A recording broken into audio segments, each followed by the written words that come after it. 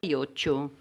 La propuesta del diálogo va mucho más allá de la mera tolerancia, que ya en su momento fue una conquista, y es siempre un valor que corre peligro en nuestra sociedad.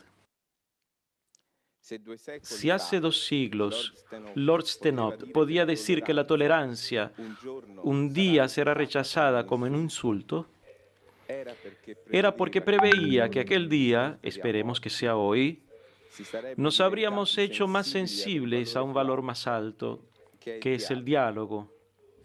Por tanto, no solo se trata de tolerar al otro, sino de respetarlo profundamente y acoger las ideas diferentes para poder confrontarnos y sobre todo para construir una relación entre verdaderos hermanos.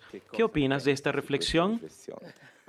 Yo pienso sin duda que el diálogo supera ampliamente la tolerancia, aunque no la despreciaría del todo, porque en algunos lugares conviene que exista porque al menos evita litigios, evita luchas. Pero el diálogo es totalmente otra cosa, es un enriquecimiento recíproco, es quererse, sentirse ya hermanos, es crear ya la fraternidad universal en esta tierra, por lo tanto es algo muy diferente. Naturalmente, el diálogo es verdadero si está animado por el amor verdadero. Ahora bien, el amor verdadero si es desinteresado. Si no, no es amor. ¿Qué amor es? Es egoísmo. Ustedes me han hecho precisamente varias preguntas sobre la posibilidad de que exista quizás un amor interesado incluso en el diálogo mismo. Sería un diálogo construido sin amor, por tanto no sería un diálogo, sería otra cosa. Sería proselitismo. El proselitismo debe quedar fuera de esta puerta, no puede existir, porque de lo contrario no hay diálogo. Diálogo significa amar, donar lo que tenemos dentro por amor al otro y luego también recibir y enriquecerse. Esto es el diálogo. Llegar a ser, como dicen nuestros Yen, hombres mundo, que tienen dentro a todos los demás y que logran dar también lo propio. Yo diría esto. Recuerdo que en los primeros tiempos, cuando estábamos comenzando, cómo nos habían sugerido que realmente que la línea que debíamos seguir era el amor. Pero lo que teníamos bien claro era que el amor es desinteresado. Tú no debes amar por conquistar a una persona, no debes amar para formar un grupo por tu cuenta, no debes amar para influir, no sé, en tu oficina o en tu escuela. No, tú debes amar por amar. Nosotros lo hacíamos por un motivo sobrenatural, porque tenemos esta convicción cristiana. En su caso, pueden hacerlo para llegar a una fraternidad, a un valor que es la fraternidad universal, pero no para conquistar. Y por eso conquistábamos a mucha gente como consecuencia, porque las personas, al sentirse libres, viendo la belleza de esta vida, se unían a nosotros. Por consiguiente, también nosotros creceremos mucho también en este ámbito de las otras convicciones si amamos de esta manera, así.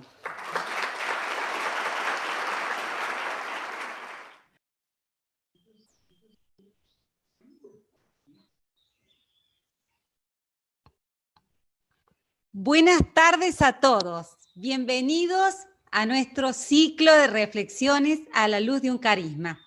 Es maravilloso verlos a todos, siempre ahí acompañándonos. Gracias, gracias a cada uno.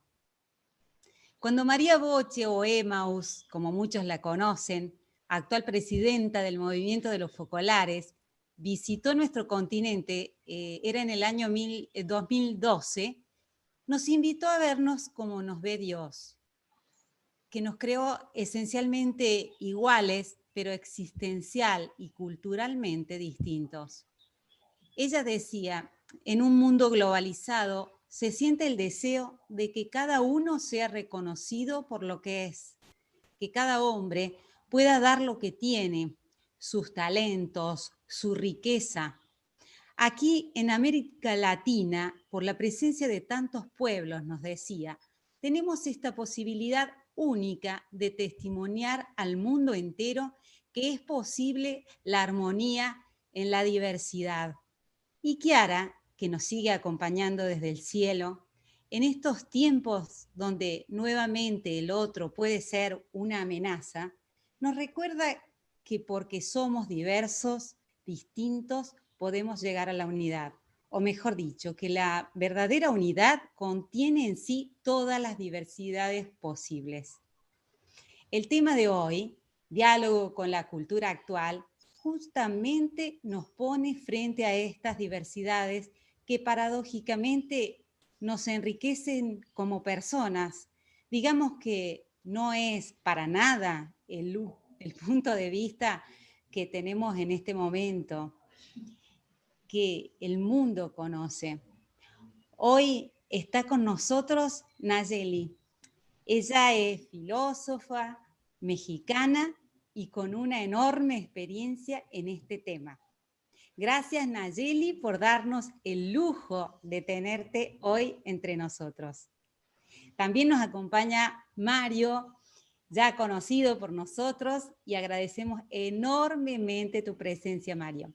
Te paso la palabra. ¿Cómo les va? Buenas tardes a todos, ¿cómo andan? Bueno, realmente es un gusto, una emoción, un placer volver a acompañarlos en esta jornada, la número 11, ¿no? Con muchísimos amigos en el Zoom, en este diálogo con la cultura. Y como tú dices, Sonia, realmente hoy es un lujo que nos acompaña Nayeli García Fuliux, de México, del país hermano. Los cuánticos dicen que nada es casual, todo tiene una causa. Y justamente Nayeli, su ascendencia es, en este diálogo con la cultura, su ascendencia es francesa, española y mexicana. Ella vive en Querétaro, a 3 horas de la Ciudad de México, una ciudad cultural y una ciudad colonial. Es viuda, tiene 2 hijos. Ella es licenciada en Filosofía y Desarrollo Humano y tiene una maestría en Filosofía Aplicada. Ella es docente hace 25 años, niveles de secundaria, bachillerato y en la universidad, y es consultora filosófica y tallerista, dando muchos cursos y conferencias.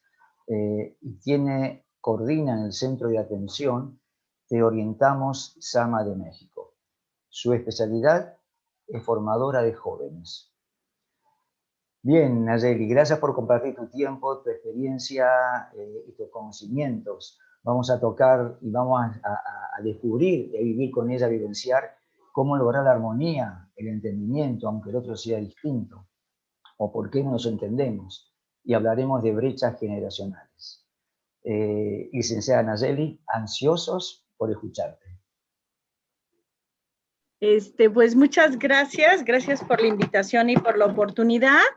Sí, vamos a platicar un poquito en qué consiste esto de la cultura actual, cómo lo estamos entendiendo y cómo lo podemos vivir juntos.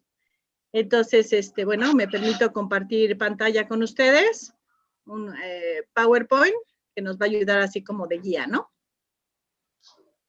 Me parece que ya se logra ver, creo que sí. Ok, bueno, esto que vamos a platicar hoy es el diálogo con la cultura actual y en la obra lo vamos a conocer como el quinto diálogo.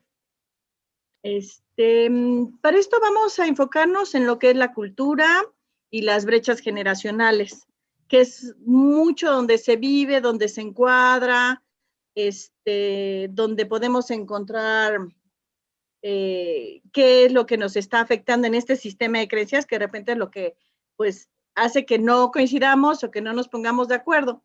A veces nuestro sistema de creencias es diferente por el género, a veces lo será por nuestros gustos, ¿no? Las marcas y demás.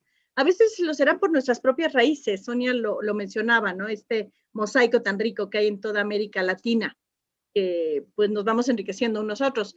Y muchas veces tiene que ver con las generaciones. A veces pareciera que tenemos una cultura con una generación y es completamente diferente a otra, ¿no? Todos hemos visto estos chistes o estas bromas en memes en internet, donde los viejitos no entienden la broma de los jóvenes y los jóvenes no entienden la broma de los viejitos, ¿no? Porque nos falta de repente como toda esta parte de referentes culturales. Y a veces será también la cultura que hay entre lo urbano y lo rural. Habrá gentes que aquí hace muchas bromas en México de los famosos foráneos, ¿no? Gente que se desplaza de un estado a otro, me imagino que en Argentina, que es tan grande, también a suceder, y que trae sus propias costumbres y su propia cultura. Y entonces, entre los universitarios, por ejemplo, hay muchos foráneos, y si traen cultura de la costa o si traen cultura del norte, se nota esa cultura. Y a veces es muy rico, cuando sabemos abordarlo, pues nos enriquece, pero también a veces nos cuesta trabajo y se convierte como en estas choques entre las culturas, entre lo indígena y lo occidentalizado, entre lo urbano y lo rural. Podría decir que estamos hablando de mosaico y de todas sus divisiones. ¿De dónde viene esto filosóficamente? Bueno, pues tendríamos que remontarnos a los existencialistas, que son estos filósofos de finales del siglo XIX, principios del XX, que son los que nos están marcando mucho el inicio de la línea de pensamiento de la posmodernidad, que es la que nos toca vivir a nosotros. ¿Qué decían estos existencialistas? Bueno, lo primero que tenemos que saber de ellos es que les tocó vivir muchas guerras, todas las guerras de colonización de la Segunda Revolución Industrial, de 1870 a la fecha. Pero ellos sobre todo se fijaban en situaciones límite del hombre. O sea, había quien hablaba del poder, había quien hablaba de la muerte, de la insatisfacción, de Dios, de la angustia. Incluso por ahí algún filósofo llegó a negar a Dios, ¿no? Y empoderó al superhombre.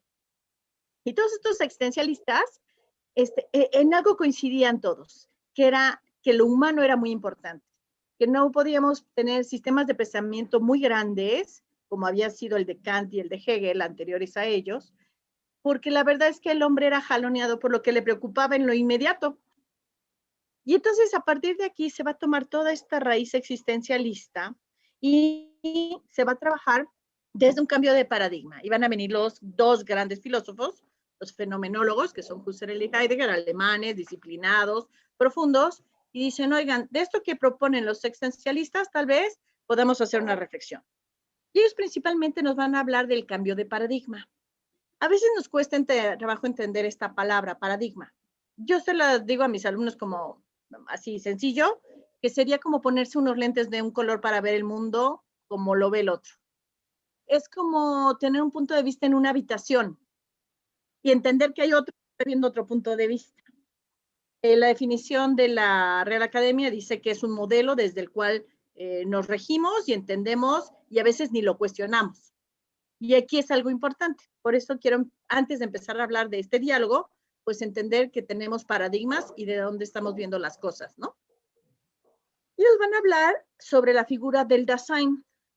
El Dasein es un vocablo alemán que quiere decir el ser en sí, que en cada caso es cada quien.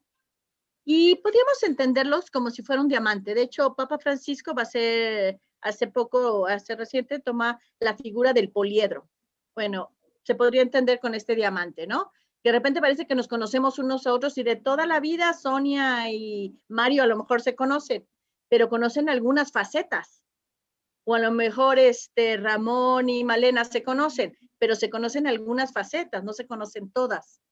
Y entonces eso nos pasa. De repente nosotros suponemos que los jóvenes son, o que los adultos mayores son, y ponemos estas etiquetas, o que los indígenas son, o que los citadinos son, o que los universitarios son, y ponemos estas etiquetas como si en esa etiqueta o en ese concepto cupiera la persona completa. Y no es así. La verdad es que nos falta conocer. De hecho, de aquí se va a derivar más adelante otro filósofo, Zygmunt Bauman, que nos va a hablar de que la sociedad es líquida. Y no sé si ustedes estarán de acuerdo, pero pareciera que ahora todo fluye, que no hay ni un cuadrito donde pararse y sostenerse y una información sólida o una moral sólida, una institución sólida, y pareciera que hoy por hoy todo el mundo tiene su punto de vista, y entonces hay muchas opiniones, y el mío vale más que el tuyo porque cacareo más fuerte. Y entonces, habría que ver, ¿no? Habría que ver esta sociedad líquida, cómo es que se va entendiendo y cómo lo va pensando y planteando los postmodernos. Y voy a hacer un siguiente ejercicio, a ver qué les parece. Miren, vamos a ver qué es un cambio de paradigmas. Por ejemplo, toda la primaria a nosotros nos han enseñado que esto es el aparato reproductor femenino, ¿verdad que sí? A todo mundo desde la primaria nos han enseñado en esa incómoda clase cuando uno tiene 11 años, de que así se ve y así es el aparato reproductor femenino. Cuando en realidad es así. Y es muy interesante. Yo la primera vez que lo vi dije, es claro, tiene volumen, es tridimensional. Es más, ahí está la matriz sobre la vejiga. Con razón las mujeres embarazadas se la viven yendo al baño, pobres, tienen un bebé encima. Así como es mucho más comprensible. Cambia la perspectiva. Otro conocimiento. Toda la vida nos han enseñado que el sistema solar es así, ¿no? Y te lo aprendes de Mercurio, de memoria. Mercurio, Venus, Tierra, Marte, etc. Pero no es cierto. En realidad es así. Y cuando lo ves, dices, claro, hay tiempo sobre espacio, velocidades, tiempo, bueno, creo vagamente, me recuerda la física que es distancia es igual a velocidad sobre tiempo, o algo así. Era. Ahorita me corrigen, seguro. Pero pero tiene es dimensional, o sea, nunca el sistema solar se ve como arriba, en realidad se mueve, y esto está dentro del brazo de la galaxia que a su vez se mueve. ¿Qué quiero mostrar con esta diapositiva que dice cambio de perspectiva? Que a veces nos falta movernos un poquito para poder entender desde dónde ve el otro, porque suponemos que yo tengo la verdad y que la verdad es cuadrada, o supongo que la verdad es redonda, por ejemplo, con mis alumnos que tienen 15 años, y entonces nunca nos ponemos de acuerdo, ¿no? Porque yo digo que es cuadrada y él dice que es redondo. ¿Hay muchas verdades? No, la verdad es una. ¿Qué es lo que hay? Hay muchas perspectivas que conforman esa verdad. Y que si tenemos la suficiente humildad, así se podría decir, la suficiente humildad, podemos entender que el otro tiene algo que enseñarme, que a lo mejor yo desde mi punto de vista no estoy logrando ver. Y que a lo mejor no soy poseedor de toda la verdad, ¿no? Que cada quien con su experiencia y con su propio punto de vista y su vida puede enriquecer. Por eso y en ese sentido, la realidad es líquida, es decir, es dinámica, es fluida, avanza, no es estática, no es rígida. O sea, a veces nos gustaría que así fuera porque me siento en control, porque puedo saber y puedo tomar decisiones, pero no es así. Muchísimas veces la vida nos ha sorprendido, por ejemplo, este año, ¿no? O sea, absolutamente ninguno de nosotros al iniciar 2020 pensamos que íbamos a vivir lo que hemos vivido a nivel planetario. Y eso es fascinante porque en la realidad viene y nos sorprende. Y si no tenemos la flexibilidad de poder irnos en esa mentalidad que es fluida, pues nuestros esquemas rígidos van a chocar y vamos a sufrir horrible, como le ha costado tantísimo trabajo a tanta gente entender que pues, la vida te cambió la página y que el 2020 fue así diferente y que la Navidad va a ser diferente y que todo ha sido diferente, ¿no? Porque es líquida. Muy bien. Todo esto conforma nuestro sistema de creencias. Todas las ideas que tenemos en la cabeza, las marcas que elijo, el concepto que tengo del planeta y qué lugar ocupo en él, mi propio autoconcepto en el centro, porque yo me voy definiendo con este sistema de creencias, los valores que me heredaron el árbol genealógico, mi abuelo, mi abuela, para bien y para mal, ¿eh? De repente nos descubrimos en el mundo que yo creo cosas inamovibles del siglo pasado porque eran de mi abuela. Pero como eran significativas y hermosas, me las quedé.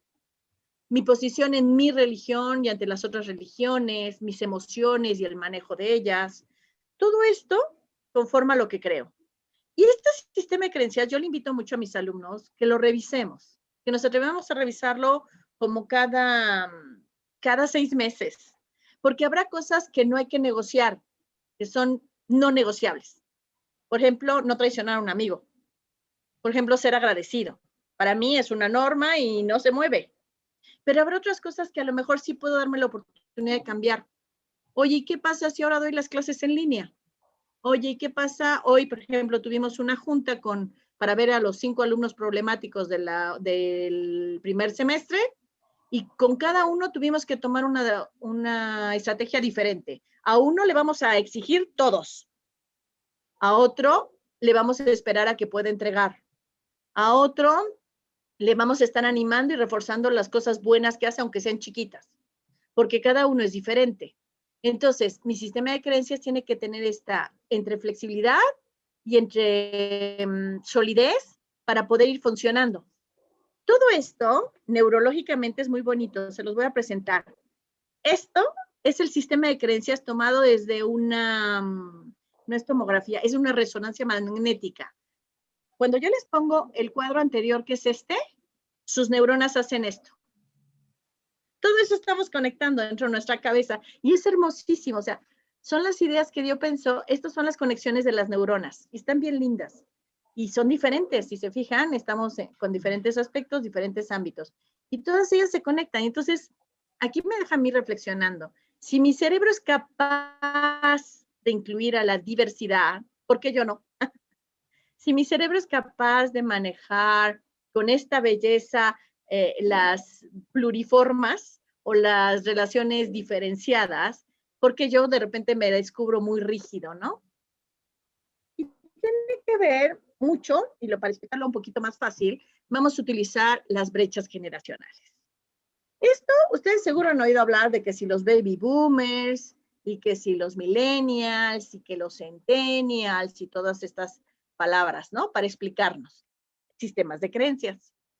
Bueno, la verdad es que ese concepto se empezó a trabajar desde los 70s con la mercadotecnia. Antes de eso, a las generaciones no les importaba cómo se llamaban ni qué características tenían.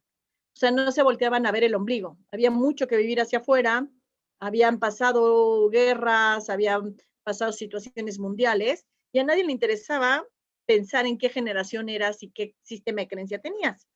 Va a ser la mercadotecnia en los 70s que va a empezar a clasificarnos, y lo hace para vendernos cosas. Si ustedes se fijan en el sistema de creencias, nos convierte en nichos y objetivos de venta. Tan es así que hoy por hoy a las niñas en México, por ejemplo, se le venden todo lo de las princesas Disney. Pero a las abuelitas se le venden cosas como plantitas y tejido y que sepan bordar, o a los chicos de los 30 se les venden chismes de artistas. Entonces, la mercadotecnia es la que va a jugar con este sistema de creencias y va a empezar a nombrarlas. Y retoma, la primera que va a retomar es la generación silenciosa. Esta generación es la generación que le tocó vivir la Segunda Guerra Mundial. En primera la toma porque son los más mayores, los que aún siguen vivos, y porque es una generación no que no tuvieron opinión, sino que se les pedía que no hablaran y no opinaran. Porque cuando alguien opinara diferente, pues lo mataban. Así de simple, ¿no? Entonces, esta generación silenciosa es una generación muy, muy característica. Nosotros lo ubicamos porque son los abuelos que dicen, no llores, más se perdió en la guerra. No desperdicies, cómetelo porque en la guerra no había. No seas desaprovechado, mándalo a arreglar, repara. Porque cuando había guerra, pues no había dónde ir a comprar algo nuevo. Había que reparar lo que tenías con lo que había. Entonces, una generación que es muy ahorradora, es una generación que tiene esta tristeza de haber vivido cosas fuertes, guardarse su opinión, a lo mejor ser abnegados para que la familia saliera adelante, porque era más importante eso que lo otro, ¿no? Porque habían vivido desgracias, pérdidas, grandes pérdidas. Entonces le va a conocer como la generación silenciosa. A partir de ella, se toma en cuenta una gran generación que se le va a llamar baby boomers. Son tanto los sobrevivientes de la Segunda Guerra Mundial como los hijos directos de quienes vivieron la Segunda Guerra Mundial. ¿Qué características tienen los baby boomers? También conocido como el sueño americano.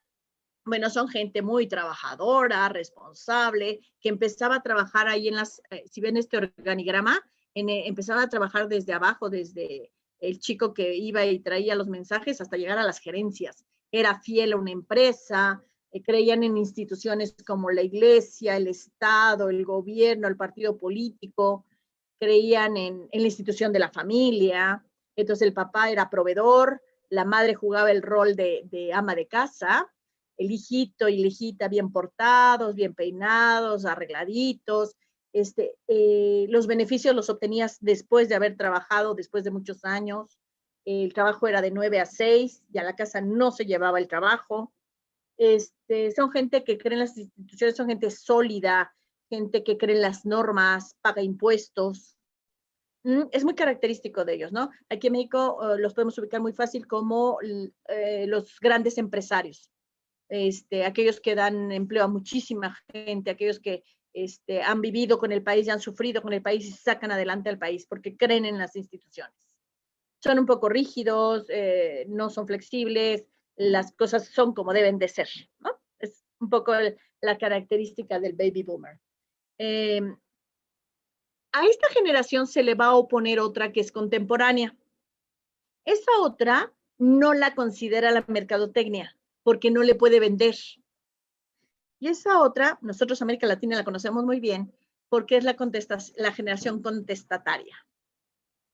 Es esta generación que se va a oponer fuertemente a la rigidez de los baby boomers, que se va a oponer fuertemente y a sentirse orgulloso de ser un soldado que mandan a Vietnam para defender una ideología, como era la Guerra Fría. Esta generación paga muy caro pensar diferente. Esta generación, yo le digo a mis alumnos, hoy por hoy ustedes creen que los hippies son gente loca que se droga y es cochina y no se baña. No, esa es parte de la difamación que tuvo que sufrir esta generación. Porque cuando te oponías a un papá que creía en una institución como los militares, por supuesto que te daba una cachetada, ibas a recoger los dientes a casa del vecino y te corría de su casa. Y te corría con lo que traías puesto. O sea, de hecho le digo a mis alumnos, se vestían de colores no porque fueran ridículos, sino porque era la ropa que encontraban en el dispensario de la iglesia, porque los habían corrido de su casa sin nada.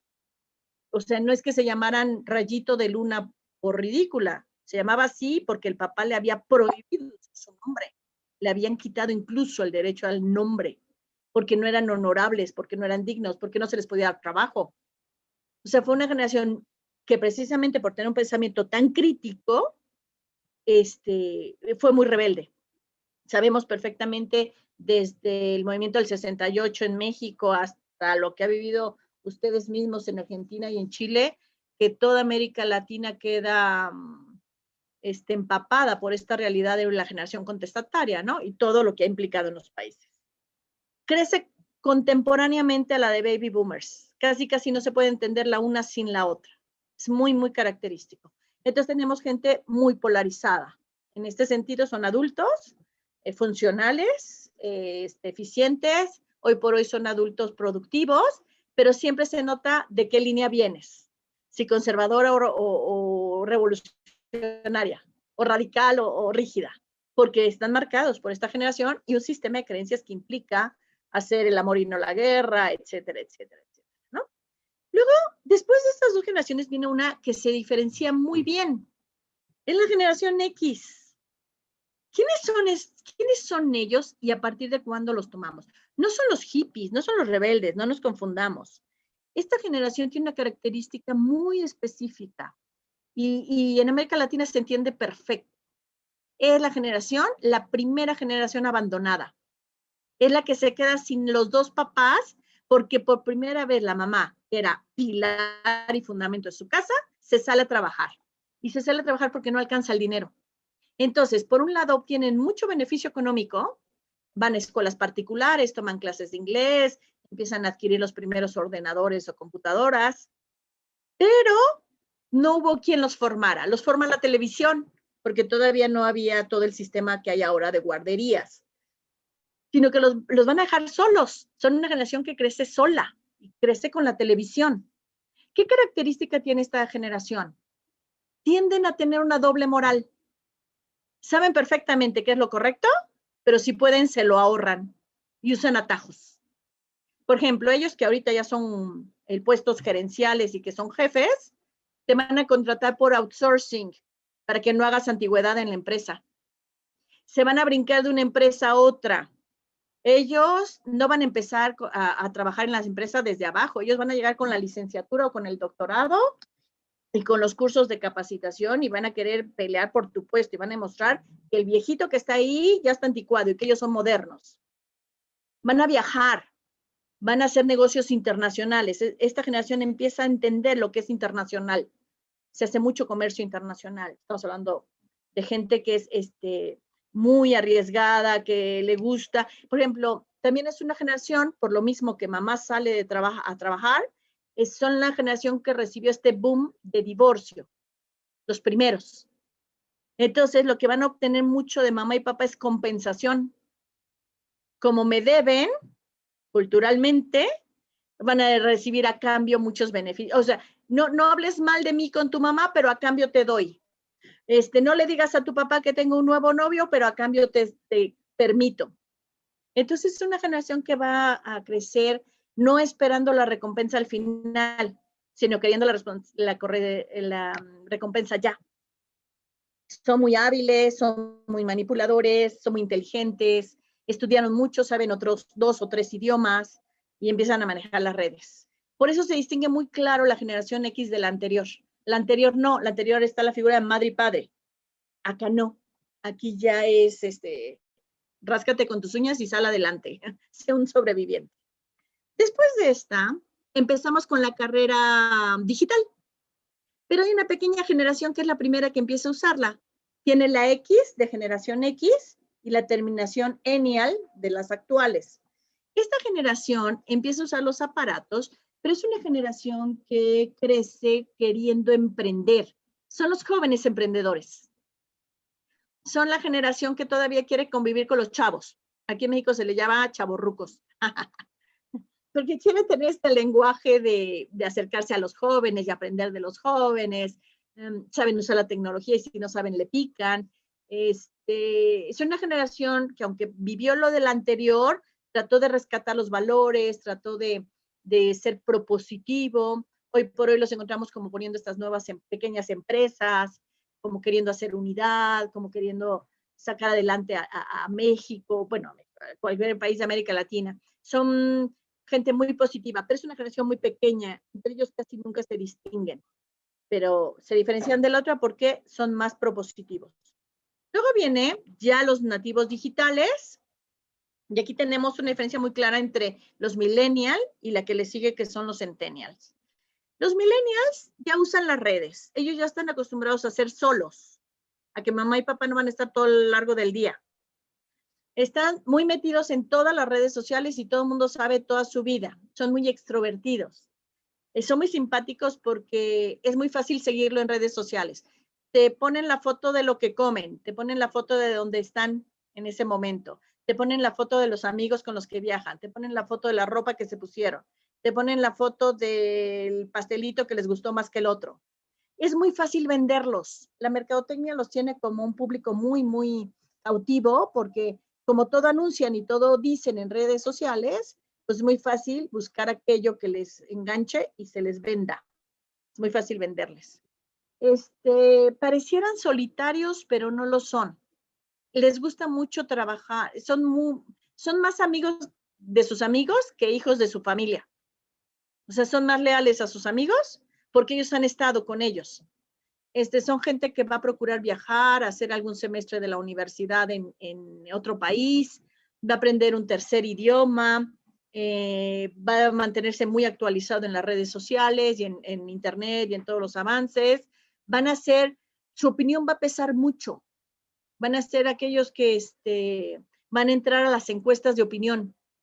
Aunque no estemos de acuerdo, ellos sí son los que opinan y nosotros no. Cuando dicen, ay, hay que poner un link, hay que firmar electrónicamente, hay que darle un like. Nosotros no lo hacemos porque qué flojera, pero ellos sí están expresando su opinión. Y entonces, al expresar ellos su opinión, acaban tomando las decisiones en base a ellos. Son muy manipuladores, muy berrinchudos, suelen salirse con la suya muy fácil, porque estamos acostumbrados a sobrecompensarlos y a darles la razón para no tener conflicto con ellos. Es muy impresionante. Además, van a ser los que más manejen la tecnología cuando nosotros seamos adultos mayores y no sepamos cómo. Vamos a depender mucho de ellos en ese sentido. Entonces, no sé si inconsciente o conscientemente tendemos a negociar y a ceder los berrinches de ellos. Es muy fácil. Y entonces, por supuesto que ellos más quieren. Más le das, más quieren. Y eso es muy, muy interesante. Se diferencian de la siguiente generación, que también son nativos digitales, porque esta generación, la generación Senior o generación Z, es decir, la que nace cerca del milenio, del cambio de siglo, es una generación muy tímida. Esta, al revés de la anterior, no le gusta que los exhiban. Esta no se saca fotos. Si saca fotos, se las saca al brochecito que trae en la pulsera o se la saca al moñito del tenis, pero no a ella o no a él. Son muy, muy ecológicos, son una generación completamente digital, son muy comprometidos, pero en lo que les interesa, no en todo, solo en aquello que les llama la atención. Son sumamente tolerantes, de repente demasiado y no tienen pensamiento crítico y acaban creyéndose todas las corrientes ideológicas que les proponga el mercado y que les proponga los líderes de opinión. Manejan líderes de opinión. Ellos van a manejar que los líderes de opinión dispongan de su dinero y de sus gustos. Dan muchos likes, como aprobación mundial. Ellos están conectados con el mundo. No solo van a viajar a estudiar un semestre en la universidad fuera del país. Ellos van a buscar vivir en otro país. No van a ser raíces nacionalistas. La parte nacionalista la van a llevar como riqueza para presumir en otro país, pero no van a regresar a vivirla con su gente. O sea, van a presumir que son mexicanos fuera de México, pero no van a vivir lo que vive el mexicano, ¿no? O el argentino, o el chileno. Es una generación muy confundida moralmente. No son malos, solo que no les dijeron que lo que hacen está mal. Entonces, ya cuando entienden por qué está mal, entienden la ética. Pero, por ejemplo, para ellos es muy normal hacer un berrinche. Toda la vida han conseguido todo con berrinche, como por qué no. Son muy impacientes. No manejan la frustración, no saben qué hacer con ella, y caen en cuadros reales de depresión y tristeza. Miren, les cuento una anécdota. El año pasado yo soy maestra de Historia Universal, además de maestra de Filosofía, y en Historia Universal una de mis alumnas, Clarita tenía que exponer sobre la Segunda Guerra Mundial, y empezó a darle un ataque de ansiedad, un ataque de pánico. Y entonces no lograba hilar 3 ideas juntas. Y yo le dije, Clara, ¿puedes exponer? Porque si no, puedes sentarte y no pasa nada con tu calificación. No, Miss, sí puedo. Ahorita te expongo. Es que. Y se salía corriendo del salón llorando. Ya regresaba. Digo, Clara, si no puedes, siéntate, no pasa nada. No, sí puedo. Total que al final no pudo. Y entonces dice Santiago, un compañero de ella, le dice, Miss, pero Clara solo se tuvo que enfrentar a 25 de nosotros. ¿Qué tal que hubiera vivido la guerra? Peor se puso Clara. Y entonces le digo, a ver, Santi, su ansiedad es real. O sea, de verdad a ella le causaba angustia tener que hablarle a 25 personas, pero no están acostumbrados a hablar en público. Y entonces agarra a Santi y dice, Miss, como que nos hace falta otra guerra. ¡Oh, qué miedo! Por supuesto que entiendo lo que quiere decir Santiago, pero ojalá y no, porque vivir una guerra es la cosa más espantosa del planeta. Pero sí, es una generación, nosotros la llamamos generación cristal, o generación blandengue, o generación blandita, pero los hemos creado así, ¿sabes? Nosotros los hemos sobreprotegido, nosotros les hemos resuelto la vida, ¿no? O sea, llegas y ves la entrevista con la mamá y el alumno, y le dices, ¿qué vamos a hacer? Y la mamá contesta por él. Así como, señora, déjelo hablar, deje que él llegue a acuerdos. Y estamos hablando de preparatoria, de 15 a 18 años, ¿no? Es una generación que de repente también está muy abierta a enfrentarse y a chocar ideológicamente. Otro ejemplo, otra experiencia que me pasó. En mi escuela es una escuela laica y tengo muchas religiones. Y tenemos un grupo muy grande de mormones. La comunidad mormona pues nos ha confiado a sus alumnos. Y una de estas chicas, estaba yo hablando del tema de trasplante de órganos y transfusión de sangre, y por supuesto que dijo que ella, transfusión de sangre no, que prefería morirse a transfundirse sangre. Y por supuesto que el salón se le iba al cuello, fuertemente se le iba al cuello. Entonces ya les pedí yo que respetaran, porque una de las reglas de ética es el respeto. Y me decía otro alumno, dice, Miss, ¿por qué no que el gobierno la obligue? Le decía, qué bonito, entonces al rato que el gobierno nos obligue qué pensar, ¿no? ¿Te parece bien que el gobierno nos obligue qué tenemos que pensar? No, Miss, eso está mal, pero entonces ¿quién la va a obligar? Digo, ¿por qué habría que obligarla? Ella tiene derecho a sus creencias, ¿no? Por ahí, menos mal, salió otra alumna y levantó la mano y dijo, Miss, ya hay sangre artificial hecha con células madre clonadas. Y dije, de aquí soy, y me agarré de ese clavito caliente. Dije, exacto, lo que tenemos que pelear es la tecnología. Hay que desarrollar una tecnología ética. Y entonces ya le preguntaron a mi alumna, a ver, ¿sangre artificial sí aceptarías? Pues sí, sangre artificial sí. Dije, ya la libramos, ya, salí. Y al final de la clase se me acerca esta alumna y me dice, Miss, gracias por no dejar que me lincharan. Y fue hermoso, ¿sabes? Porque ella sabe que yo soy católica y ella es mormona. Entonces, pero era importante en ese momento no dejar que la criticaran. En esta generación que está abierto a tantas ideologías, de repente como darles un rumbo, ¿no? Darles esta ética y sobre todo porque no tienen criterio, no tienen criterios éticos. Y eso es como lo que nosotros tendríamos que ayudarles a tener en vez de criticarlos. Otra, bueno, tengo muchas experiencias. Ahorita les voy a ir contando más porque si no, no avanzo. Esta no es la última generación. Les presento a los más chiquitos. La generación alfa, ya son los que nacen en este siglo.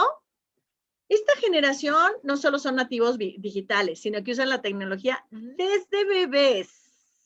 ¿Qué tal los nietos con las tablets? Y la saben usar mejor que la abuela, ¿no? Por supuesto que sí. Y saben usar el celular de la mamá. Y ya se sacan fotos y casi las mandan. Esta generación es una generación completamente abierta a lo internacional. Su educación va a ser global y más con la pandemia, digo, esto nos ayuda. Imagínense, estoy yo dando una charla en Argentina, jamás nos hubiera pasado por la mente, ¿no? Bueno, yo muero por ir a Argentina, pero algún día. Pero esta generación ya da por supuesto el mundo. Ellos son mundiales, son hombres mundo. Esta generación son los makers, son los hacedores. De hecho, la educación les va a cambiar y ya no va a ser una educación como por programas y materias. Ellos van a tener un proyecto y de ese proyecto van a mandar llamar un asesor de matemáticas y un asesor de español. No es que vayan a tener clase de español y de matemáticas. Va a cambiar en ese sentido. Y con los proyectos van a lograr objetivos. Así va a estar la educación basada en proyectos, como lo hacen en Finlandia. Va a ser una generación que va a sufrir mucho físicamente. Vista, túnel carpiano, cervicales, la tecnología los va a lastimar. Son chiquitos que antes de los 20 años van a estar lentes casi todos por el uso de pantallas. Van a tener lastimada la espalda. En ese sentido les va a ir mal. Son también chiquitos que todo el tiempo se van a estar comunicando por redes, probablemente ya tengan el chip en la oreja o en el brazo. O sea, ahorita tenemos relojes, ¿no? Y en la muñeca, en el reloj, tienes la computadora. No, bueno, probablemente ellos cuando sean adultos o adultos mayores van a tener el chip debajo de la piel. Van a ser los primeros en usar las piezas cyborg. Es decir, si te duele tanto la rodilla, te la van a cambiar, pero tu prótesis va a ser automatizada. Son los primeros cyborgs. Y quien dice una rodilla, dice un ojo, o dice una oreja. O por ahí, mi hijo es fan de los cyborgs y dice, mamá, yo voy a cambiar todo lo que se pueda para que mi mente dure más años. Dices, bueno, ojalá sepas qué hacer con todos esos años. Ojalá te vuelvas sabio. Es una generación que está creciendo. Todavía no sabemos muy bien sus características. ¿Qué es lo importante de ver todo esto? Bueno, que los límites no son rígidos. Cada vez que te dicen en una revista que de tal año a tal año es tal generación, es falso, porque tiene que ver con el sistema de creencias. Además, los estereotipos que nos mandan son norteamericanos y no coinciden con los estándares latinoamericanos. De entrada, por ejemplo, este boom que les decía de divorcio en Estados Unidos empezó 20 años antes que en México, por ejemplo. Tiene que ver más con los sistemas de creencias, no son rígidos los límites. También ustedes mismos saben que dentro de su generación hay gente con el alma vieja. Yo conozco mujeres de 52 años como yo, que ya decidieron sentarse a ver series en Netflix y a tejer cobijitas. Yo no, yo espero seguir estudiando. A mí me gusta estudiar. Y hay gente que todavía está haciendo maratones y es de mi edad y gana maratones. O sea, no tiene que ver con la edad, porque hay gente de tu edad que no está haciendo lo mismo que tú. Tiene que ver con los sistemas de creencias. También es importante que convivimos siempre todas las generaciones todo el tiempo. De repente nos quieren vender la idea, sobre todo la mercadotecnia, que somos únicos y especiales. Y no es cierto, todo el tiempo, por lo menos hay 3 generaciones conviviendo todo el tiempo juntas, si no es que 5. Como pueden ver, les describí 7 generaciones. Entonces, todo el tiempo hay que considerar que unos tienen riqueza que aportarle a otros. Aquí en amarillo casi no se ve, pero dice, aprendemos todos unos de otros siempre y cuando hay una base de respeto. Esto es súper importante porque si falta el respeto, ya no puede haber diálogo. Kiara lo mencionaba en el videito que nos puso Sonia al principio, decía, aunque sea la tolerancia. Y tanto sabe el adulto mayor cuando un joven se está burlando de él, como el adolescente sabe cuando un adulto no lo está tomando en serio. Por supuesto que lo percibes, y si no hay respeto, no hay comunicación. Les cuento una experiencia. Una vez, hace 1 año y medio, me pidieron unos médicos, que fuera a dar esta misma charla ahí a la sierra, aquí en Querétaro, en Cadereyta. Dice, ¿por qué médicos? Pues resulta que cuando llegué a la junta había puros directores de clínicas de 30 a 40 años y estaban hartos de los residentes de 20 y tantos, porque no se entendían, o sea, era una generación X con una generación centennial. Y resulta que cuando había problemas, se boicoteaban. Un ejemplo, me decía una directora de clínica, de un hospital, perdón, me decía, vino un campesino y no había nadie en el hospital más que el pasante de 20 años y el señor venía muriéndose. Y entonces él con un video de YouTube hizo un neumotórax, es decir, le perforó el pulmón con una pluma. Menos mal le salvó la vida. En una segunda clínica pasó lo mismo, pero era un viejito con una uña muy mal. Y el chico, el estudiante de medicina de 20 y tantos años, vio un video de YouTube y le arrancó la uña, pero se la arrancó tan mal que se les estaba desangrando. Entonces, por supuesto que el director le gritoneó, lo quería correr, y me decía la directora, esta gente es humilde, son campesinos, no nos van a demandar. Esto era para que nos demandaran. Y no puede ser que porque no se llevan las generaciones, porque no se respetan, estén a punto de matar a alguien. Por eso me pidieron a mí dar esta plática. Al final, concluía yo con los directores. Digo, no puede ser que ustedes sean los líderes y no sean los primeros en respetar. ¿Quieres que un joven te respete? Respétalo. Y enseguida te respeta. A mí me ha pasado mucho con mis colegas. Hay colegas que dicen, es que no puedo con el grupo. Pues no puedes porque no lo respetas. Porque, por ejemplo, tendemos mucho a burlarnos de la generación cristal. Oye, su depresión y su ansiedad es real. Mi alumna Clara de verdad estaba llorando de miedo. No tengo que enfrentarla a los nazis. Estaba enfrente de 25 compañeros y era real su miedo. Si yo irrespeto eso porque yo, Nayeli, he vivido cosas mucho más difíciles, ella no va a entender esa parte y no le voy a poder enseñar. Entonces es muy importante que si vamos a dialogar, nos respetemos mutuamente. Eso es importante. Esta es la última de las 3 consideraciones que les puse. Dice, no se puede cambiar el sistema de creencias del otro si no estoy dispuesto a cambiar el mío. Por eso empecé con paradigmas. Yo no puedo pretender del otro si yo no estoy dispuesta a hacer esa flexibilidad de qué me está queriendo decir el otro. El otro llámalo indígena, el otro llámalo joven, el otro llámalo anciano, el otro llámalo doctor en medicina, chalala. O sea, yo no podemos pretender del otro si yo no estoy dispuesta a dar este paso, ¿no? ¿Qué es la propuesta que nos está haciendo el quinto diálogo con el que empecé?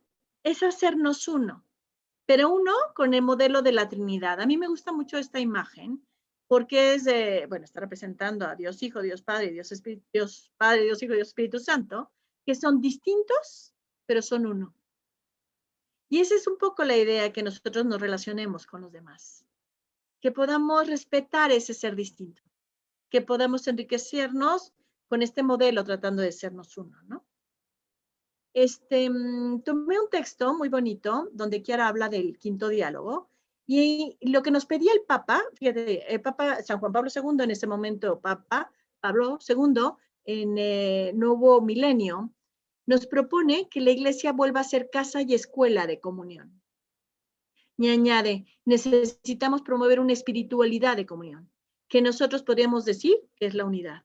Si algo hacemos nosotros en nuestro día a día es buscar esta unidad profunda, voltear y ver al otro, no importa de qué edad sean, no importa qué tan joven o qué tan viejo o qué tan mayor sean, y poder buscar aquello que nos une en vez de aquello que nos divide.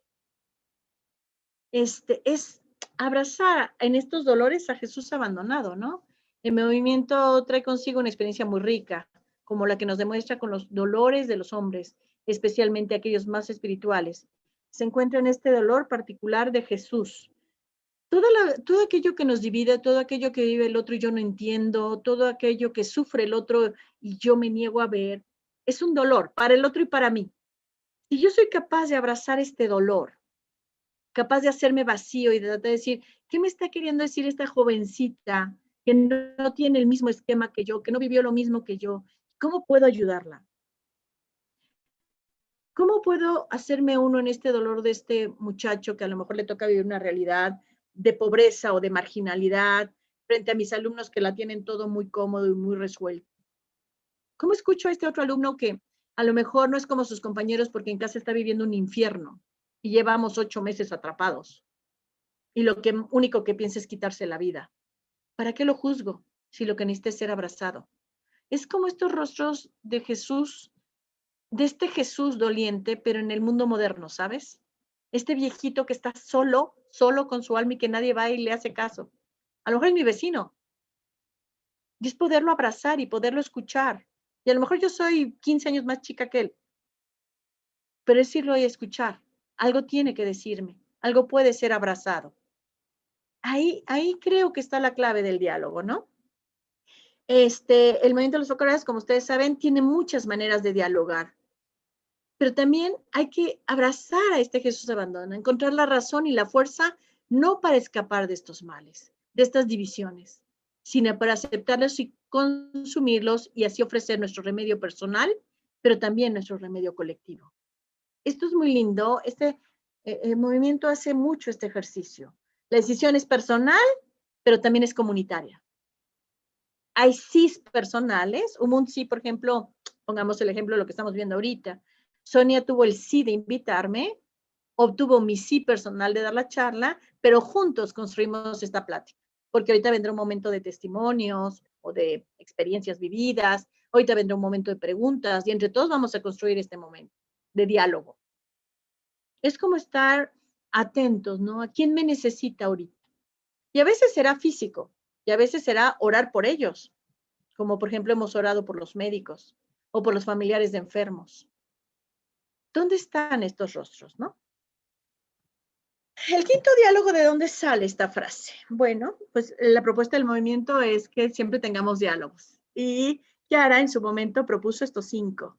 El diálogo al interior de la propia Iglesia Católica, que de repente nos surge, porque de repente tenemos gente súper radical y luego súper conservadora, y no dialogan, entonces no damos testimonio de nada. El diálogo con los que creen en Cristo, buscando aquello que nos une en vez de lo que nos separa. El diálogo con las grandes religiones. El diálogo con los no creyentes, pero que viven los valores. Y por último, este diálogo que estudiamos hoy, que es el diálogo con la cultura actual.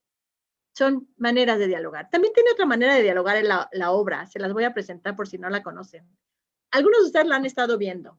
Las inundaciones. Las inundaciones son el producto del diálogo con la cultura y el movimiento de los focolares, que vienen entablando desde hace tiempo, entre la sabiduría que ofrece el carisma de la unidad y las diferentes áreas de expertise. Entonces, hemos tenido inundaciones o mundos o pláticas o cada vez entramos más, los que estamos en el mundo, por ejemplo, de la educación o los que están en el mundo de la política. No sé si hace poco ustedes tuvieron una charla de política, ¿no? Ya estamos hablando del diálogo en este mundo, el diálogo con la economía, con la sociología, con la salud, con el arte. Creo que desde nuestra trinchera, desde donde nosotros vemos, yo alguna vez pertenecía al mundo de la salud y no era médico. Mi esposo, en paz descanse, porque yo soy viuda, pasó muchos años enfermo. Entonces yo pertenecía a este mundo de la salud y también ahí puedo llevar este ideal de amar sin pretender del otro, de amar sin dar sermones, sino con la vida. El testimonio de vida, el que te pueda hablar un joven y decir, Miss, ¿podemos ir a tomarnos un cafecito? Necesito platicarte. O a veces es en la propia familia, ¿eh? Les cuento una experiencia pequeña con mi hijo.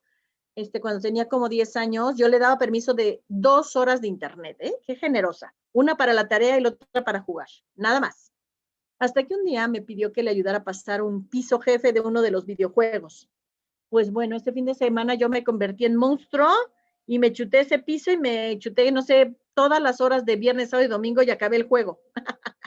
Me convertí en monstruo porque me enajené. Yo me enajené. Ya terminé, dije, ay, no, qué cosa tan adictiva, porque ahí en las redes sociales hay nuevas adicciones. Y entonces a la siguiente semana me dice el hijo, mamá, ¿verdad que 2 horas no son suficientes? Cosita, pues no, no. O sea, yo tuve que aprender a ceder desde mis paradigmas de, ok, puedes jugar un poquito más, pero no te enajenes como se enajenó la mamá. Es atrevernos a dialogar con el otro. Y desde la vida, desde la vida. Y bueno, esto sería mi participación. Ya. Ya. No sé si logré los 50, espero que sí. Nayeli, realmente agradecidos, creo que todos, en principio por este tiempo, estas experiencias, estos conocimientos, porque esto nos llega no solo a la mente, sino al corazón, porque has hablado de raíces culturales, nos has hablado de los paradigmas, de las brechas generacionales, las distintas generaciones, que son muy fuertes, el miedo a romper nuestros paradigmas, ¿sí? Y sobre todo, has dicho algo muy lindo, muchas cosas lindas, has dicho, muchas cosas lindas. Yo por acá he subrayado algunas. La humildad de poder entender que el otro me puede enseñar y yo no tengo toda la verdad, ¿no? Esto para mí es muy bello. Como la armonía en la diversidad, ahí está la riqueza. Y esto del miedo a romper los paradigmas, ¿no? También es importante. Habías comentado también que hay una verdad con muchas perspectivas, ¿no? Tal cual. Bueno, muchas cosas. Las raíces culturales, y esto que nos has hablado, tiene que ver con el pensar, tiene que ver con el sentir, para luego poder hacerlo, ¿no? Para unir este pensar y sentir y hacer. Pero bueno, en este marco, no digamos teórico, pero en este marco de vivencia que has dicho, en este encuadre que has comentado, siempre tenemos que ver cómo este encuadre también va con lo práctico, ¿no? Con las vivencias, cómo esto se puede bajar a la realidad realmente. Y tenemos también dos experiencias muy bellas, muy lindas, muy interesantes, donde un poco exponen cómo se corporiza todo esto que has dicho. La primera experiencia es de Fernanda Otero, de Córdoba. Es óptica, contactóloga. Ella coordina la sección juvenil del movimiento de los focolares en la zona Cono Sur. O involucrarse y coordinar grupos de jóvenes no es una tarea fácil. Gracias, Mario, y hermosa la charla. Como dijo, soy óptica, así que todo depende del cristal con que se mire. Y en esto de acompañar a los jóvenes realmente es un gran desafío, porque una cosa es la teoría y vos sabés todo eso, y después se te derrumba todo, porque vos te derrumba todo y porque te exige, no sé, como estar al juego constantemente, ¿no? No es que uno dice, ah, bueno, ya aprendí, y lo que te sirvió para una situación después se te derrumba en la otra, ¿no? Es como este juego que por otro lado es desafiante y a mí me encanta, porque estar con los jóvenes realmente, con estas nuevas generaciones, se aprende muchísimo. Yo digo, ¿cuánto tengo para aprender? ¿No? No sé si soy millennial, del otro millennial, de qué millennial soy, pero bueno, ahí vamos, y nos vamos, sí, vamos aprendiendo. Me acuerdo que, bueno, una de las experiencias que quería compartirles, bueno, en acompañar a los jóvenes, me llama una de las chicas y me dice, tengo que hablar con vos urgente, y ya la voz la tenía mal. Entonces, cuando es así, generalmente no es que te vienen con una torta de regalo, sino que decís realmente para compartir algo, ¿no? Algo grosso. Y bueno, que estaba embarazada, ella tenía 20 años, y se le había derrumbado el mundo, ¿no? Y yo, viste, cuando te corre un hielo así por la columna vertebral, y yo digo, digo, bueno, deja de lado todo lo tuyo, los pensamientos, lo que tiene que ser, lo que no. Deja todo, fui y la abracé, antes que nada, como así, vamos adelante, primero agradeciéndole la confianza, el que haya venido a contarme, y sobre todo el que ella quería tener ese hijo.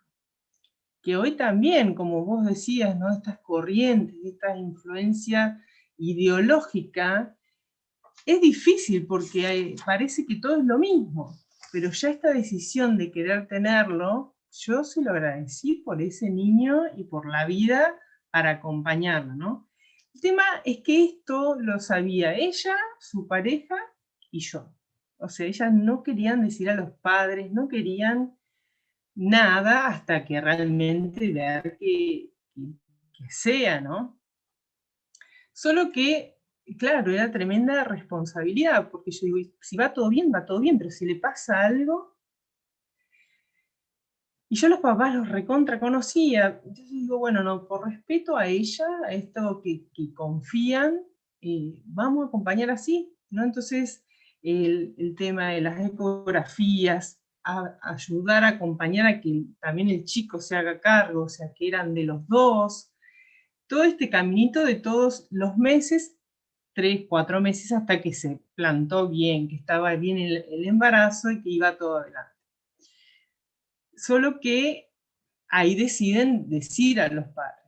Y tenía muchísimo miedo, ¿no? Entonces, nada, como uno puede acompañar, pero también puede rezar, digamos, por esto, ¿no? Que es otra forma de acompañar. Bueno, no sé, en esos meses fue realmente como estar atenta y en esta disponibilidad de que cualquier cosa, hasta había dejado el celular a la noche sin apagarlo, digo, por cualquier cosa, qué sé yo, ¿no?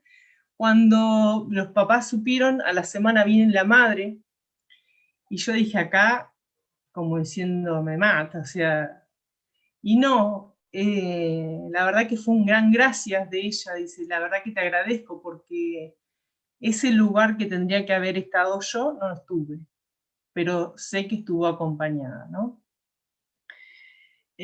Nada, como que me enseñaba, ¿viste? A que decir, sí, tenés que desinstalarte, tenía que desinstalarme de lo que de las cosas, qué sé yo, que uno por ahí piensa que son, que no son, esa es la vida, ¿no? Y este diálogo, la apertura al otro, no sé, me ayuda siempre a abrir más mi corazón, ¿no? Como a no quedarme como en esa esterilidad de la conformidad, ¿no? Sino que a la riqueza de lo distinto, de la diversidad. Y ahí es cuando aprendo, ahí es cuando, nada, cuando sigo creciendo. Así que bueno, nada, es compartir eso.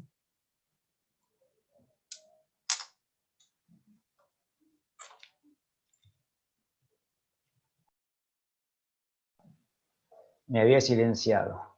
Fernanda, muchas gracias, muy clara, una experiencia bellísima, también muy, muy linda. Nos has puesto en luz un poco este trabajo con los jóvenes, que obviamente a veces no es tan fácil. Y seguimos con Dami Adanto. Ella vive en Santa María de Catamarca, es profesora de artes visuales, licenciada en gestión educativa, integra el equipo directivo del proyecto de la Escuela Aurora, que es un centro de formación de artesanías. Ella nos va un poco a compartir también las vivencias con los jóvenes en este centro de formación. Dami. Bueno, hola, un gusto saludarlos y un agradecimiento a Yelén, perdón, te cambié el nombre, acá la compañera que dio la charla, un agradecimiento enorme porque realmente mientras ella iba hablando, digamos, yo pensaba en esta realidad educativa que nosotros tenemos en la Escuela Aurora, que tiene una población estudiantil tan heterogénea porque recibimos a jóvenes y adultos, ¿sí? Bueno, Le vamos a pedir a Carlos que nos vaya compartiendo la pantalla, digamos. Bien, Centro Privado de Formación Técnica en Artesanías, Aurora de un Mundo Nuevo, más conocido como Escuela Aurora, es una escuela que está en Santa María de Catamarca, en Argentina, ¿sí? Bueno, para sintetizar les diría cuál es la oferta educativa que tiene. Pasamos a la otra diapositiva.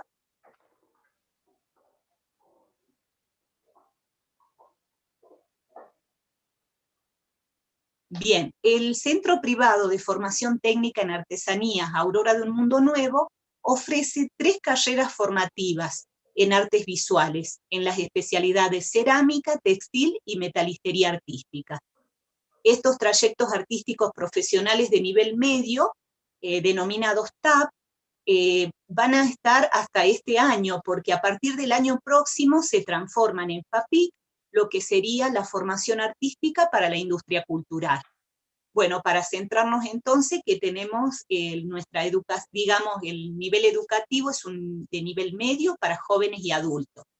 Bueno, vamos a la diapositiva siguiente.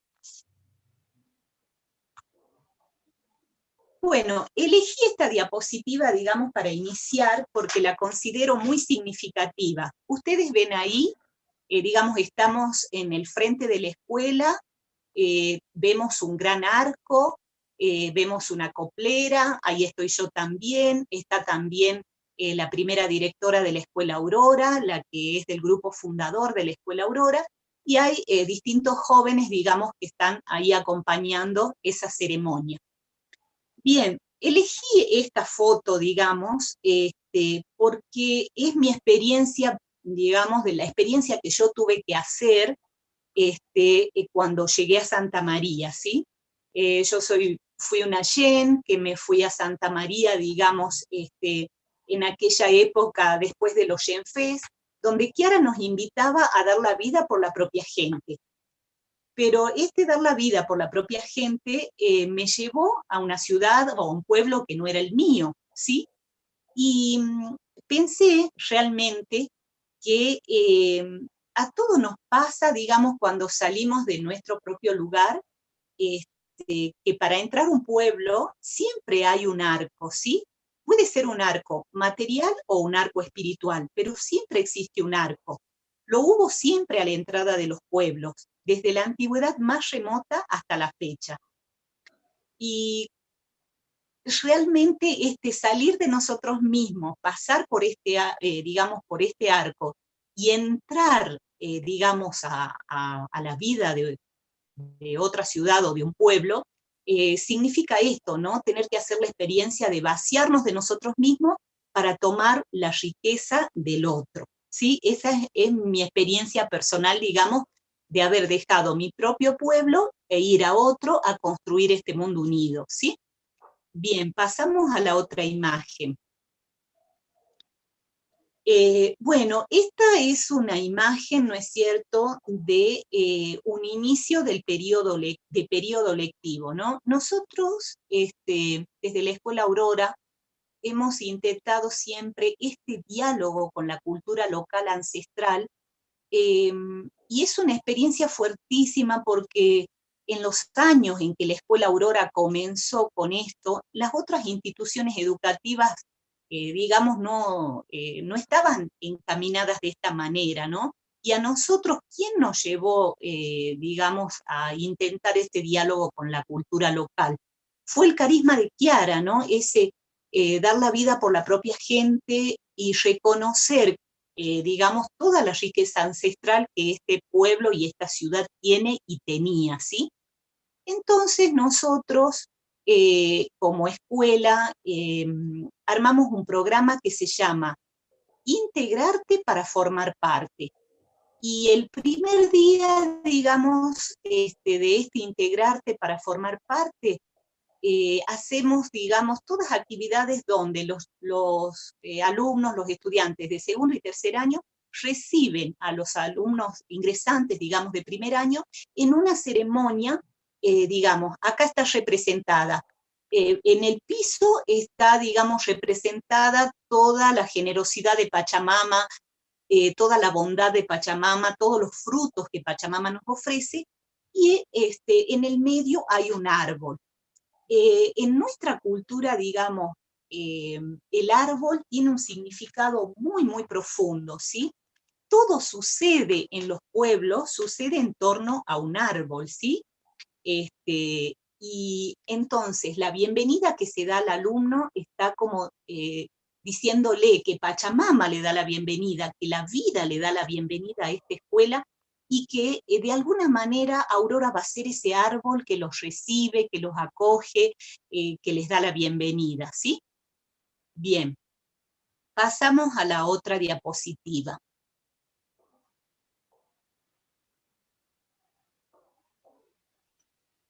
Digamos, en este gesto de la profesora que vemos acá sonriendo, digamos, en el abrazo fraterno a la alumna de tercer año que habían preparado digamos, esa ceremonia de bienvenida para los ingresantes y para todos los que estaban ahí ese día, en ese gesto de esa profesora, vemos lo que durante el año se trata de construir con el alumnado, ¿sí? Hemos tratado de rescatar todos los valores de la cultura local, ancestral, que tiene que ver con este cariño a Pachamama. Pachamama, digamos, es la primera que enseñó la reciprocidad, la hermandad, el quererse, el valorarse, ¿sí? Porque todo en la naturaleza es un don, ¿sí? Nosotros lo escuchamos de abuelos, de bisabuelos, de gente mayor de acá, que ellos aprendieron de Pachamama la reciprocidad. Y este gesto, digamos, es el intento de todo el año de vivir de esta manera, cosa que no es nada fácil, pero bueno, el carisma nos pone en esta sensibilidad, ¿no? En esto de ser recíproco. Pasamos a la otra diapositiva. Bien, acá estamos compartiendo, ¿no es cierto?, viendo las especialidades, cómo están trabajando en las especialidades. Tenemos una alumna trabajando en metalistería, otra alumna trabajando en el textil, porque ellos, además de rescatar todas las técnicas ancestrales, digamos, del tejido, del telar y de todo esto, también tienen moldería, corte y confección, digamos, todo lo que hace para el armado de una pieza, tanto de ropa como de accesorios, ¿sí? Y bueno, contarles acá la experiencia que la alumna que está ahí en una máquina, overlock, tratando de coser, ella ya es una docente que quiso venir a la Escuela Aurora a formarse porque sentía, ella es una profesora en enseñanza primaria, una maestra de primaria, y ella sentía que quería darle a sus alumnos, digamos, todo lo que la escuela trabaja en el rescate y la revalorización de la cultura, ¿sí? Entonces nosotros tenemos una población muy heterogénea, jóvenes que recién salen del secundario o personas mayores que igual quieren venir a la escuela a capacitarse y mejorar su formación o ampliarla, ¿sí?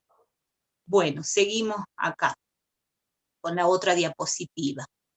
Bueno, este es un momento también del integrarte, digamos, donde nos parece muy importante conversar con ellos al inicio y contarles que la Escuela Aurora, digamos, les propone una vivencia fraterna.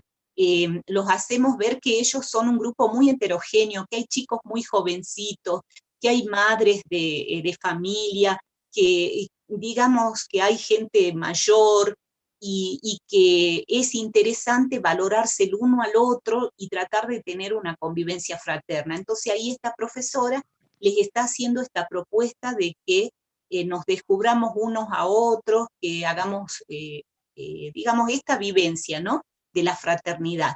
Y realmente nos sorprende y gratamente cómo ellos enseguida lo toman como algo importante, ¿no? Y se ve en el saludo diario, o por ejemplo, el hecho de decir, no estén aferrados a su curso o a su especialidad.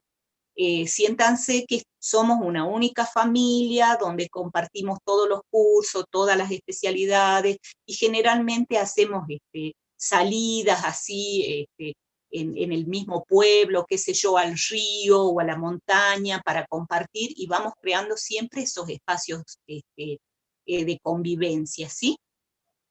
Bien, pasamos a la otra diapositiva.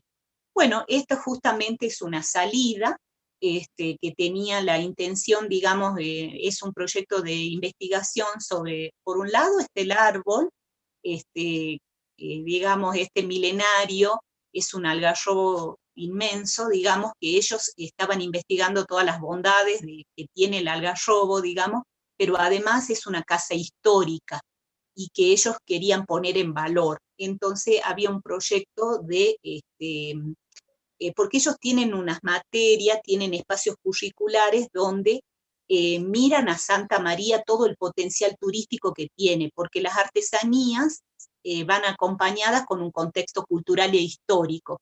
Entonces ellos salen a mirar su propio pueblo, valorando todas las riquezas que su pueblo tiene, ¿sí? Bien, pasamos acá a la otra diapositiva. Esto es un momento, digamos, donde la profesora está enseñando la técnica de cómo se hace el fieltro. El fieltro es la lana amasada. Ustedes saben que, digamos, el vellón que sale de la oveja, digamos, la lana que sale de la oveja, puede ser hilada, o sea, convertida en hilo, o puede ser convertida en tela. ¿Sí? Entonces acá la profesora está enseñando a hacer telas y a hacer sombreros. Y después ahí tenemos la exposición de todos los sombreros que las chicas han realizado, ¿sí? Bien, pasamos a la otra diapositiva. Bueno, como les decíamos, tienen diseño de indumentaria, de accesorios, y aplican todas las técnicas, digamos, posibles en el telar, de la costura, el bordado, el tejido, y bueno, estas son las piezas que después se muestran en las muestras que hacemos a fin de año o muestras de procesos que hacemos durante el año. Vamos a la otra diapositiva. Bien, acá tenemos una ruana, digamos, una pasmina, ellas trabajan en el telar, confeccionan bolsos, confeccionan carteras, bueno, todo tipo de prendas, ¿sí? Vamos a la otra diapositiva. Bueno, en la especialidad cerámica, hacen todo un trabajo de investigación, digamos, en lo que son las piezas milenarias, que tienen todo un significado, y después también hacen sus propias creaciones. Y ahí hay algo también en metalistería. La parte de metalistería trabajan diferentes técnicas, calado, cincelado, repujado, y diferentes tipos de piezas, ¿sí? Bien, seguimos con la otra diapositiva. Bueno, acá nosotros a fin de año hacemos un desfile de moda temático, que es un evento grande, digamos, para el pueblo. Llenamos una sala que tiene capacidad para 700 personas, y lo lindo que son, digamos, las modelos son las mismas alumnas, o hijas de nuestras alumnas, o sobrinas, en fin, que hacen esta experiencia de pasar por la pasarela. Y es el momento donde se muestra a toda la comunidad el trabajo del año. Y la Escuela Aurora es muy querida, digamos, por todo el trabajo de rescate de la cultura ancestral que hace, también por todas las técnicas que rescata, y al mismo tiempo porque genera eventos culturales muy lindos para la comunidad, ¿no? Bien, pasamos a la otra diapositiva. Y bueno, acá esta es una foto digamos, del equipo, de todos los profesores, que siempre es nosotros a comienzo de año o a fin de año también solemos hacer unas convivencias, donde en estas convivencias, digamos, ponemos en común todas las vivencias de la escuela, todo lo que hemos vivido durante el año, las dificultades, los logros, Y también siempre se profundiza sobre la cultura calchaquí, digamos, nuestra cultura andina, los valores, los principios, los mitos, las leyendas, la cosmovisión, y también damos acá herramientas del carisma, ¿sí? Bueno, yo para ir concluyendo, digamos, quería leer un testimonio cortito, digamos, de una alumna que dice lo siguiente. En lo personal, haber ingresado a Aurora es estar cumpliendo una deuda pendiente. Ser alumna de Aurora es un desafío día a día, como la vida misma. Tengo sentimientos de agradecimiento, respeto, amor. Devuelvo lo que recibo. Eso es Aurora con su equipo de directivos, docente, personal, compañeros. Aurora es un mundo para descubrir y descubrirnos cada uno de nosotros. Nos hace sacar lo mejor de nosotros mismos. Bueno, gracias a quienes hacen posible la escuela. Y bueno, tenemos muchos testimonios que ellos han querido escribir porque estamos festejando los 50 años, ¿no? Pero en general es ese agradecimiento a un espacio fraterno, a un espacio de reciprocidad, a un espacio de creatividad, de cariño, de encuentro.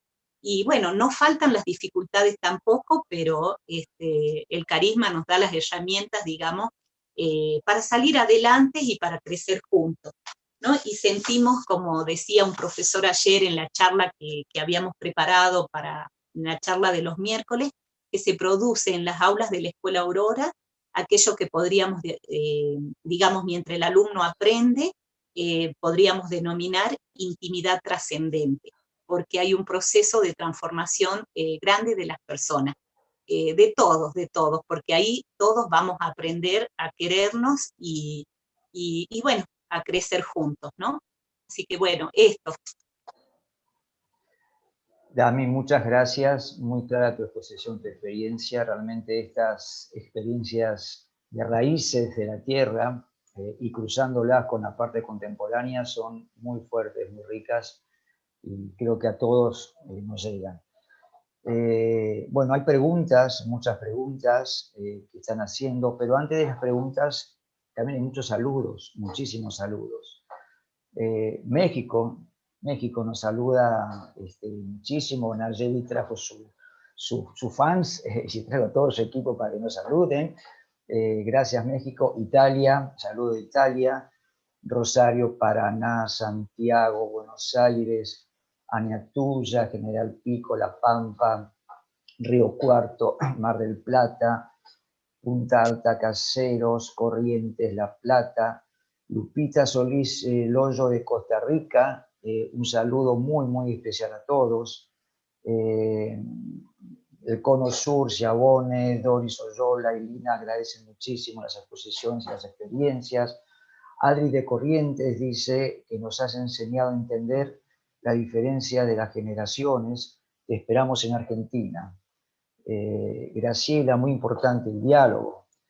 Y acá tengo un comentario de Diana Busto. Dice, qué importante la esterilidad de la conformidad.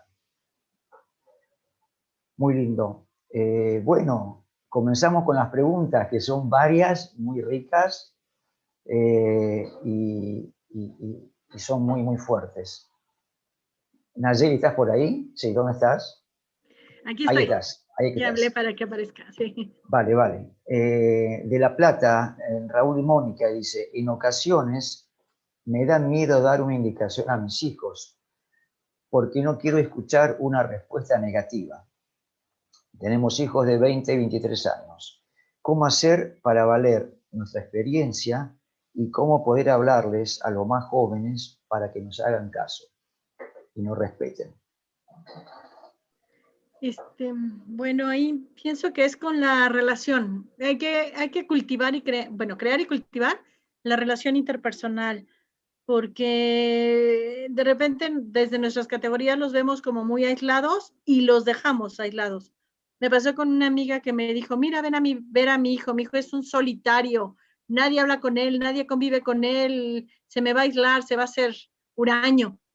Entramos a su habitación, a su cueva, y entonces yo lo vi conectado. Le digo, a ver, ¿estás haciendo tarea en línea? Sí, ¿con cuántos? tantos. ¿Estás hablando con tu crush? Claro que sí, la niña que me gusta y la quedante. Okay. ¿Estás jugando en línea? Sí, estamos en una partida 1-6. Total que tenía como 23 personas metidas virtualmente en su cuarto, pero no sabía. La mamá solo lo veía solo, ¿no? Entonces, a veces es complicado porque desde nuestras categorías los estamos juzgando en vez de crear la relación. Me decía también otra mamá, digo, ¿cómo hago para hablar con mi hijo si todo el tiempo está pegado al celular? Pues háblale por el celular. O sea, si todo el mundo le está hablando por el celular y no te está haciendo caso cuando le hablas, entonces tienes que bajarte, tienes esta parte de hacerte uno y dejarlo libre. A mí me llama mucho la atención, por ejemplo, yo voy con mi hijo a hacer las compras del súper, igual va conectado con los audífonos, ¿no? Pero de repente le pregunto algo, le pregunto qué estás viendo y me empieza a contar lo que él está viendo, el youtuber o el bloguero o lo que sea. Y entonces a partir de ahí él empieza y se avienta 1 hora y media platicando conmigo mientras hacemos las compras. Pero le doy el espacio en esta libertad de que sea él el que construya la otra mitad de la relación.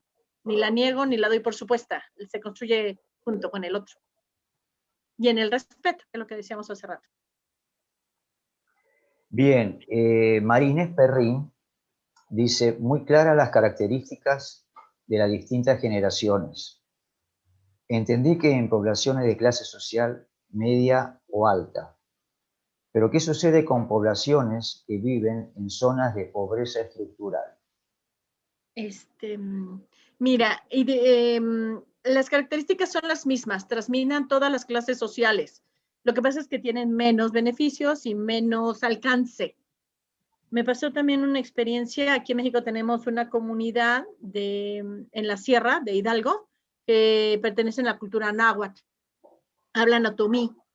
Entonces igual un día me habla una de las voluntarias y me dice, ¿qué hago con mi hija que se quiere ir a trabajar a la ciudad solo para conseguir dinero y solo para conseguir dinero y comprarse un celular?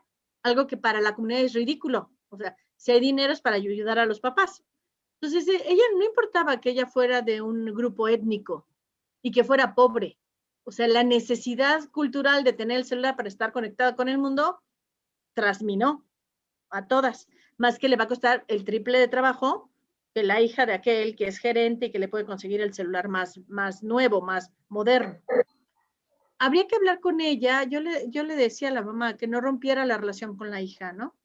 Que si bien el celular era muy importante para ella, había que averiguar quién estaba del otro lado del celular, que era más importante que el aparato. O sea, con quién se quiere ella relacionar, a quién quiere ver, a quién quiere oír. Entonces, sí, la globalización nos ha alcanzado a todos, más que a la gente más pobre o más en la periferia le va a costar más, pero todos anhelamos esta parte, ¿no? De pertenecer. Al final del día es un sentido de pertenencia que a lo mejor la propia comunidad de esta adolescente indígena no le estaba dando. Y el problema no era el celular. O a mi mamá es que me dice, mi hijo se la pasa viendo monas chinas, o sea, caricaturas de anime. Le digo, ¿ya te sentaste a verlas con ellas y que te platiquen? No, ¿cómo crees que voy a perder mi tiempo en eso? Ah, bueno, pues tu hijo seguirá viendo monas chinas, ¿no? O sea, si no nos abrimos este diálogo. Hoy por hoy, por ejemplo, yo disfruto mucho ver monas chinas porque mi hija estudia animación, diseño y arte digital. Y no solo veo monas chinas, sino que me explica los fondos, las capas, todo el diseño gráfico que hay detrás. Es fascinante, es un mundo fascinante, muy artístico. Pero hay que aprender a valorarlo como lo está valorando el otro. Y entonces si te haces uno, pues luego el otro se hace uno contigo. Poco por ahí, pienso. Gracias. ¿Vamos con otra? Sí, todos son para mí. Mario Sorondo dice, he escuchado a Kiara decir, casi al fin de sus días, referirse a la frase que hasta ahora ha sido, pienso, luego existo. Y de ahora en más, decía Kiara, será, amo, luego existo. La pregunta es, ¿podrías hacernos un comentario? Sí, de hecho, muy atinadamente Sonia ponía al principio un videíto que nos hablaba esto, ¿no? Que Kiara decía que el diálogo es amor, y amor desinteresado, que deja que el otro sea libre para que voluntaria y amorosamente regrese a este amor, ¿no? Pero a nosotros nos toca amar, amar, amar, amar. A veces es en pequeños detallitos, ¿no? Me acuerdo hace unos 8 años, el alumno más latoso de sexto semestre, un día me escribe por Messenger y me dice, Miss, llevo 3 meses que ya no fumo. Le digo, ay, qué padre, tus papás han de estar contentos. Ellos ni siquiera sabían que había empezado a los 15. Entonces, estar con ellos y amarlo de tal manera de que se sepan no juzgados, no juzgados o no rechazados o no criticados, pues hace que el otro te cuente, ¿no? Y te haga partícipe. La experiencia tan bonita que decía Fernanda, ¿no? A lo mejor los papás son los últimos en enterarse, pero hay toda una red de contención de amor. Y es el amor. Todo el mundo vamos a donde hemos sido amados, sin duda. Bien, bueno, hay varias preguntas muy lindas, una mejor que la otra. Nos estamos quedando con poco tiempo también. Y también pueden ustedes seguirles haciendo preguntas por privado, que eso es también interesante. Pero hay una última pregunta que hacemos. María del Carmen Nava dice, una pregunta. Esta última generación, expuesta a la tecnología sin límite, con enajenación permanente, a diferencia de la escuela Aurora, donde hay relaciones interpersonales, en el futuro no llegarán a ser jóvenes viejos, cerebro quemado. ¿Qué sabes de esto? ¿Es para Dami o para mí? Para vos, para vos. Pienso que no, pienso que sí van a tener otra manera de relacionarse, otra manera de pensar, pero no necesariamente la que definimos nosotros. Yo no le llamaría cerebros quemados, yo le llamaría cerebro selectivo. Van a seleccionar qué les quita el tiempo, qué les da riqueza y qué no. De hecho, se vuelve por la misma tecnología que nosotros todo el tiempo estamos recibiendo muchísima información. La información que tú recibías en los 80s en un año, ellos lo están recibiendo en un día. Ese es el volumen. Entonces va a volver un cerebro muy discernidor. Hay que enseñarlos a discernir.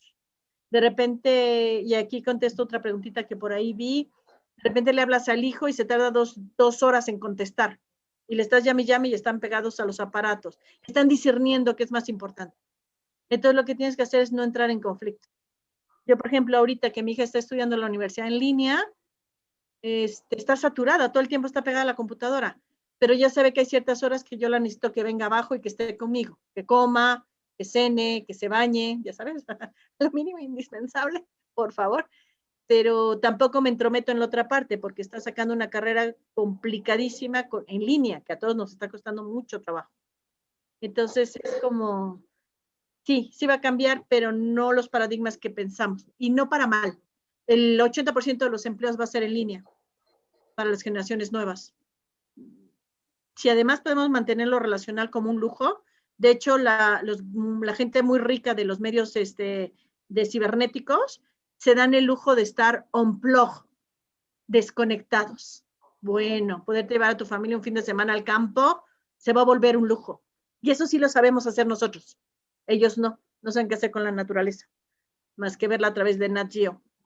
Entonces, es importante que no dejemos de darle el aporte y la riqueza que nos corresponde a nosotros.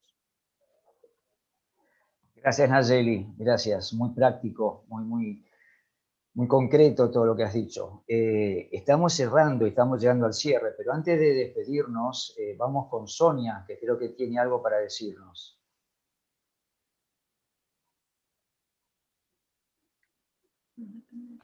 Sí, quería contarles, bueno, antes que nada, agradecer a Nayeli, porque la verdad que precioso, creo que, sí, bueno, los comentarios que hizo Mario, me uno a lo que te dijo, porque una maravilla. Creo que nos quedaríamos acá toda la noche escuchándote, porque creo que nos has dado, sí, tantas pautas, tantas indicaciones que son valiosísimas hoy para cada uno de nosotros. Gracias, gracias. Y bueno, pasando al sorteo, como bien nos ponen acá la placa, gracias Carlos. Habíamos hablado de un sorteo que estaría en el cierre de este ciclo Y bueno, habíamos por un tiempo dejado de hablar porque el ciclo se alargó, pero bueno, en este sorteo se realizaría el día 17 de diciembre a las 19 horas. Vamos a hacer un encuentro virtual para despedir el año, para poder saludarnos y de paso hacer este sorteo de una estadía para 2 personas. ¿Cómo participar? Seguramente se pregunta. Bueno, les vamos a mandar un link. Ahora Carlos lo va a poner en los chats, ya sea de el Zoom como de YouTube, pero para todos los que están inscriptos les va a llegar por mail o por WhatsApp y así pueden participar. Tienen desde ahora hasta diciembre para hacerlo. Las bases no son muy complicadas, pero bueno, van a ayudar a darnos una manito que nos conozcan un poquito más al Centro Mariápolis. Les contamos también una hermosa novedad y es que abrimos nuestras puertas ahora en los primeros días de diciembre. Así que los esperamos, a quienes puedan, los esperamos a todos por acá. Gracias. Gracias a todos por participar. Ahora Mario seguramente nos contará qué pasa dentro de 15 días. Sí, antes de contarles, agradezco muchísimo también a Sonia, obviamente Sonia, Dami, Fernanda, Nayeli, obviamente por lo que nos has contado. Y hoy sentía como que estamos como en la misma carpa, ¿no? Una cultura especial, una verdad con distintas perspectivas. Me parecía que en el fondo todas las culturas tienen algo de genuino, porque lo que nos une en el planeta realmente es la espiritualidad. Y yo creo que la espiritualidad no pertenece solo a las religiones, sino pertenece al alma, ¿no? Esto es algo que en todo esto que hemos charlado, bueno, nada, me ha llegado muchísimo y me ha movilizado. Y bueno, y ya nos estamos despidiendo acá con el cartel, con la nota para la próxima, la número 12. El título es Nuevos paradigmas en época de pandemia. La disertante va a ser Cristina Calvo, que es doctora en Economía del Comportamiento y socióloga económica. La fecha es el jueves 26 de noviembre a las 7 de la tarde a las 19 horas. Yo de mi parte los saludo a todos, estoy muy contento y muy emocionado de haber compartido y les paso el saludo a Sonia para que cierre. Gracias Mario, gracias a todos y bueno, nos vemos en la próxima. Chao, chao.